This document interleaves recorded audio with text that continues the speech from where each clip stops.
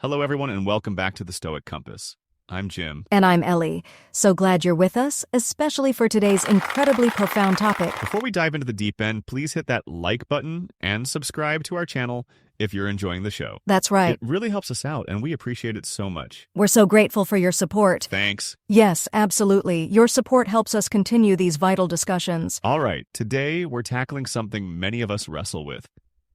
What does it really mean to live by Stoic principles when life hits you with its most profound challenges? Exactly. We talk a good game about Stoicism in theory, but the rubber meets the road when our philosophy faces the raw, unpredictable reality of human emotion. That's so true. You know, when it feels like your philosophy just flunks out. Well, yeah, indeed, but let us consider the context. Good point.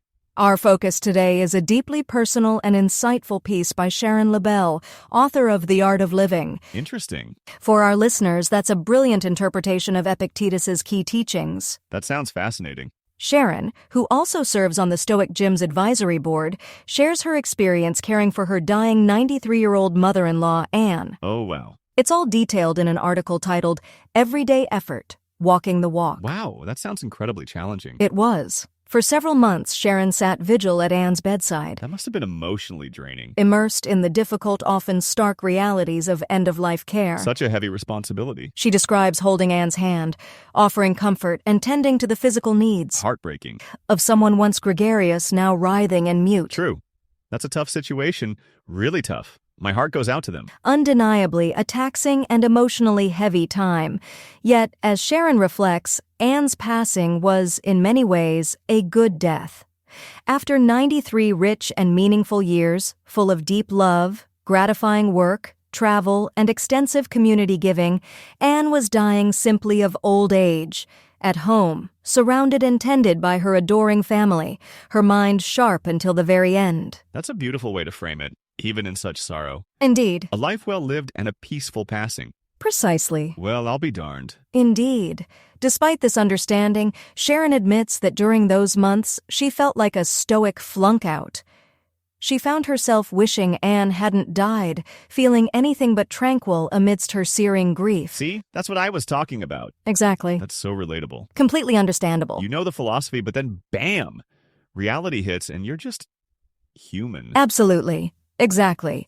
This is where the profound tension arises for anyone trying to practice Stoicism. That's the crux of it. Sharon recalled Epictetus's powerful injunctions to distinguish between what we can control and what we can't, The fundamental teaching. and to harmonize our actions with the way life really is, and to accept events as they occur. Easier said than done. She even quotes from her own book, reminding herself that when you embrace a loved one, you are embracing a mortal, and should therefore bear their death with tranquility. Absolutely. That's heavy, that reminder. It is.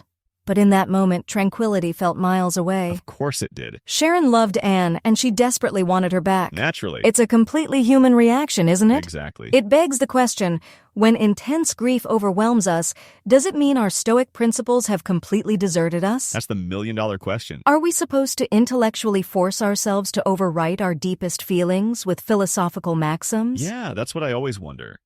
Is it about suppressing feelings or something else entirely? That's the key question. Sharon's ultimate realization offers us a crucial distinction. I'm curious to hear this. She concludes with clarity, "No, I'm not a bad Stoic." Oh, interesting. She explains that despite her immediate, roiled and raw feelings of grief, her thinking remained firmly rooted in a much larger and more powerful matrix of Stoic wisdom. Ah, that's a powerful distinction. Fundamentally, she accepted death as a natural, unavoidable part of life. That's the foundation. She knew deep in her bones that she couldn't control its inevitability, and that at a foundational level, everything is okay. So it's not about not feeling the grief.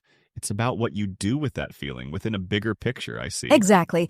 What does this tell us about Stoicism? This is enlightening. It's not about suppressing grief or pretending you don't feel pain. That's liberating to hear. It's about recognizing those immediate, proximate feelings, while simultaneously holding on to a deeper framework of understanding and acceptance. Like having a compass, even when the storm is raging. That's a perfect analogy, Jim.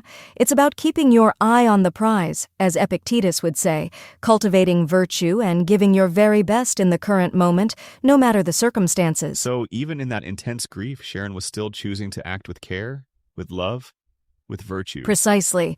She applied the dichotomy of control not to avoid grief, which is an external event she couldn't control. That's brilliant. but to control her response to it. The only thing she could control. To accept the natural order of life and death. That's a powerful distinction. It's not about being emotionless, it's about being anchored. Yes, absolutely. This connects deeply with the Stoic practice of premeditatio malorum, the premeditation of adversity. It's not about dwelling on the negative, but mentally preparing for life's inevitable challenges, like the death of a loved one. So, by mentally preparing, you build that matrix of wisdom beforehand? For sure. It helps us engage our reason instead of being swept away by raw emotion. That's incredibly practical. And it's also why mindfulness and even cognitive behavioral therapy have such strong parallels with Stoicism. Fascinating connection. Both emphasize recognizing your thoughts and judgments and choosing a rational response. Good point. It's like you can acknowledge the pain, but you don't let it derail your core principles. Exactly. Sharon Lebell's story is a powerful reminder that Stoicism isn't just a philosophy you read. It's lived experience. It's a rigorous practice you live. Day by day, moment by moment. It doesn't eliminate sorrow, but it provides a robust, resilient foundation that sustains you through sorrow. That's beautifully put. Allowing you to truly walk the walk, even in life's most difficult and heartbreaking trenches. Absolutely. It's about knowing, even when your heart aches, that you are doing your part, accepting what cannot be changed, and continuing to act with virtue. That's a profound takeaway. Totally. It moves us closer to the ideal of the Stoic sage, not as an unattainable, emotionless figure, but as someone who maintains inner tranquility and acts virtuously, even amidst profound external challenges. Well, I'll be darned.